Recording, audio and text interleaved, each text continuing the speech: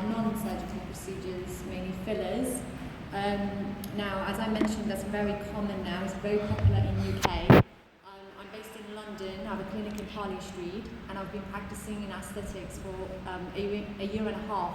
So I'm still quite new compared to my colleagues, but I feel like because I've seen so many clients, I'm quite experienced in that field, and I've developed my own way of injecting, which has proved to be very popular. So I'm happy to be here today. A little bit about my background.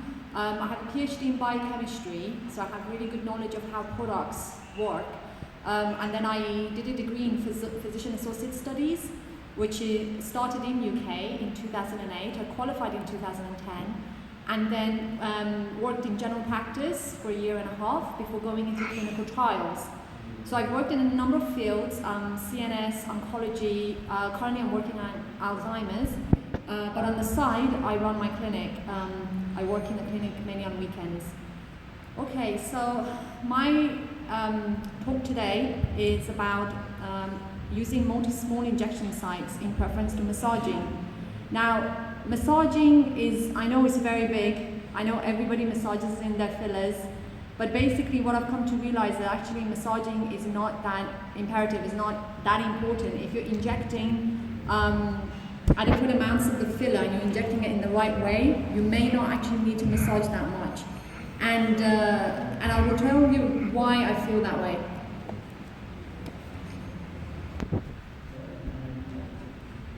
So I'm just going to quickly skip through these slides. By the way, this company, I actually do teaching for them, so that's why you see the logo there. Okay, so we all know about the skin, so I'm not going to talk too much about this. So you've got the epidermis, dermis, and hypodermis. We know about the skin being a very important organ in our body, very large organ, many different parts to it. So obviously it has a protective function, it regulates the temperature and also barrier against sunlight, infections and trauma. And that's the histological section of the skin. Obviously many plastic surgeons here, so I don't need to tell you too much about this. That's the difference between young skin and old skin, and you can see mainly the difference is in the dermis. The dermal layer is much thicker in the mature skin. In the younger skin, you have many more fibroblasts, much more collagen and elastin, and it's much more firm compared to mature skin. Now, the process of skin aging is programmed based on the genetic profile of each person. With age, cellular turnover decreases. So what that means is that, as you know, you have fibroblasts in the dermis, and they're making collagen, elastin, hyaluronic acid all the time. And what happens, as you know, when we age, that decreases. So when we're young, you're continuously making collagen and elastin and hyaluronic acid, but as you age, this process starts to decrease. So you're still making these proteins, but it's just the rate at which it's synthesized is much lower, and the breakdown is much higher, and that's what causes this aging. The skin thins. Obviously you don't have enough collagen anymore, you don't have enough elastin. It thins, it becomes dehydrated, and that's because you're losing also the hyaluronic acid. Loses its elasticity. And then wrinkles form, of course. So aging happens after about in the 20s, mainly over about 27. You're losing around 1% collagen in the skin each year. So by the age of 50, we've lost about 20% of our collagen. And of course, we all know that it's accelerated by your lifestyle as well.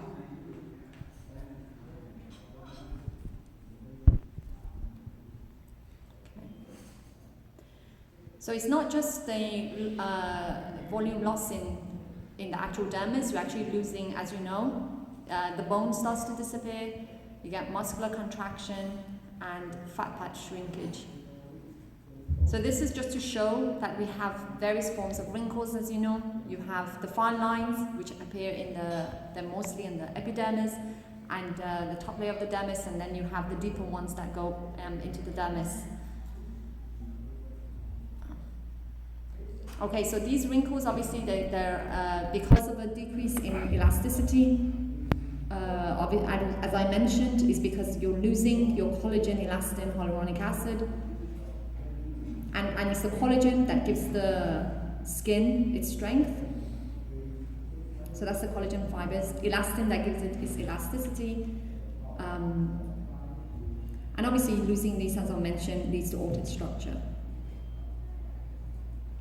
Okay, and there are two types of wrinkles, as you know. We've got we refer them as static and mechanical, as you know. Mechanical, obviously, is Botox. Can't really do much else about it. But then you've got the static wrinkles that are there, visible without movement of the muscles. So it's the static wrinkles that we really treat with fillers.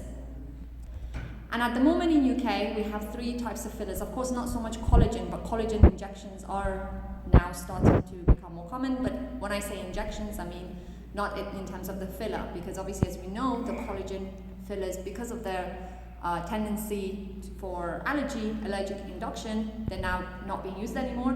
But mainly, we were using HA and something new actually that started from, I believe it's a American company. Agros fillers now started in UK. This started, and that's Algenus is the company that I teach for, because they're using those Agros fillers. And they launched in UK last year. Basically what it is sugar. It's as it says, it's Agros. It comes from the red algae. And anyway, so we have hyaluronic acid fillers, which are mostly used. And as we know, fillers can be injected anywhere on the face, nasolabial, your zygomatic arch, we have in the lips, anywhere you can use it. And of course, we all know the anatomy, so I don't need to tell you about that. And this is just a reminder for us that when we do inject, we need to be careful with the anatomy. Okay, so injection technique, we all heard of the retrograde technique, but what I've realized in my experience is that there are practitioners out there that do bolus injections, especially, say, for instance, in the lips. They do bolus injection, which you shouldn't really do, but they do bolus and then they massage it. Or let's say in the nasolabial. What they will do is they will inject something like, I don't know, 0.5 to 1 mil in one side of the nasolabial, and then they massage it. It's the same thing in the cheeks as well, zygoma. Of course, that's where you do the bolus injection, but then they inject without even monitoring. They will inject, maybe they have a certain amount that they will inject. So let's say, for instance, they do 0.4. They have this protocol, 0.4, 0.3, 0.2, and then they will massage it. But what I noticed is that if you don't need to do that, because I'll tell you a couple of complications with massaging I found, okay?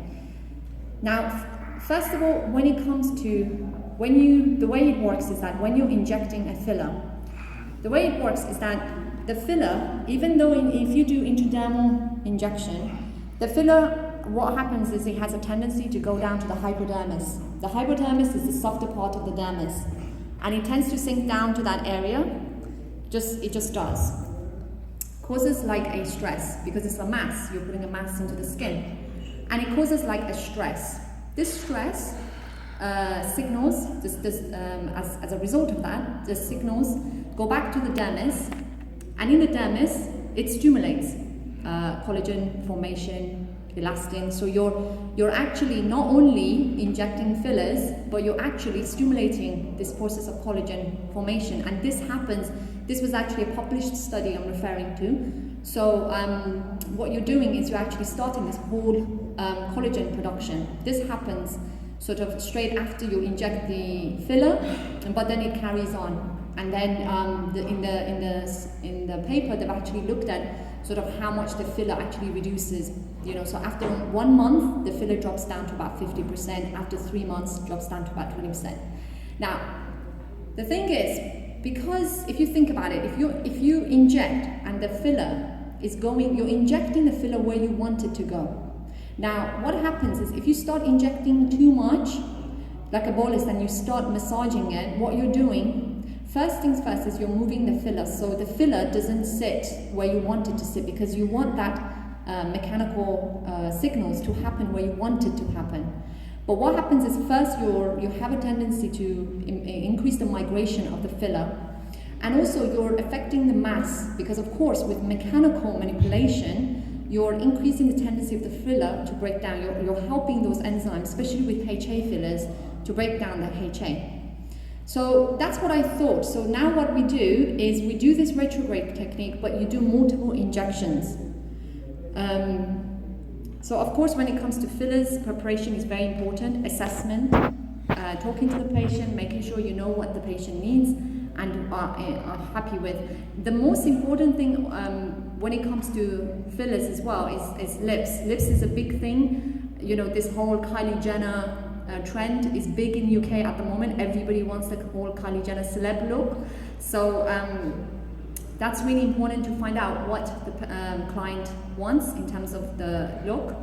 And usually what I find is that once you've established what the client wants, you can more easily achieve that by multiple injections rather than just doing one big injection. Some people even use cannulas for the lips, which I don't understand how. Maybe I'm just not experienced enough, but yeah, so they will do that, and then again massaging. But whereas if you know what the patient wants, you can actually do small injections to achieve that. Some clients actually don't want big lips. They're sometimes, you know, they're not used to it, especially if it's their first time. They will have, and then they find that actually they're not happy. I have found this, so I know that can happen. So then if you're doing multiple injections and you're constantly working with the client, constantly checking with the client if they're happy with that, you know, it's usually you're more guaranteed to achieve the result that they're happy with, and then you don't have to think about dissolving or anything. But yeah, so I just put that because it's important. And then of course we all know with the cleaning and anesthesia, yeah, and then that's just the injection technique. So it's a slow injection. It's basically linear retrograde, but it's multiple. So again, when you're injecting, you're only injecting small amounts. So you're not injecting straight a bolus like a 0. I'm not talking about 0.2, 0.3. I'm literally talking about even 0.05 to 0.1 max.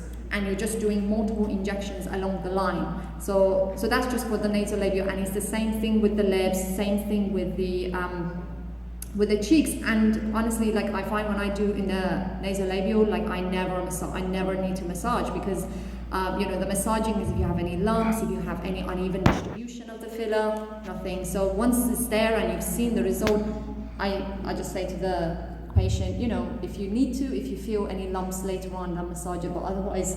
So patients always ask me, they say, oh, are you going to massage? I'm like, not really, I don't need to, because the result is there. So this is just some, yeah, of course, with the post-procedure as well, care, and we all know that that's important. So I just show you some results of some doctors with adopting the same technique.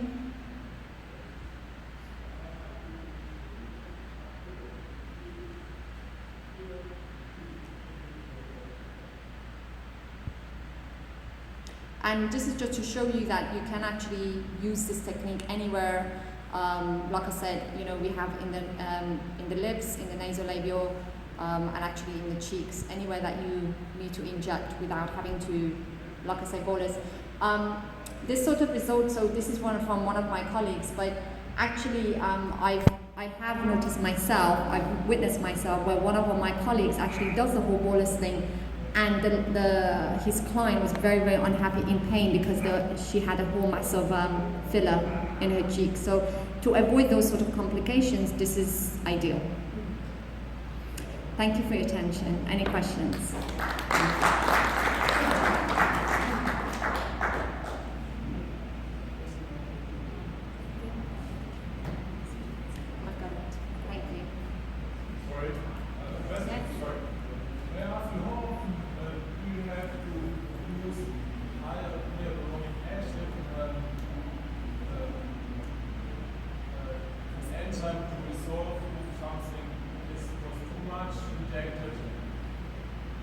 If too much was injected, maybe you get bulbs or too much visible material, so you have to reduce it, and reduce this enzymatic.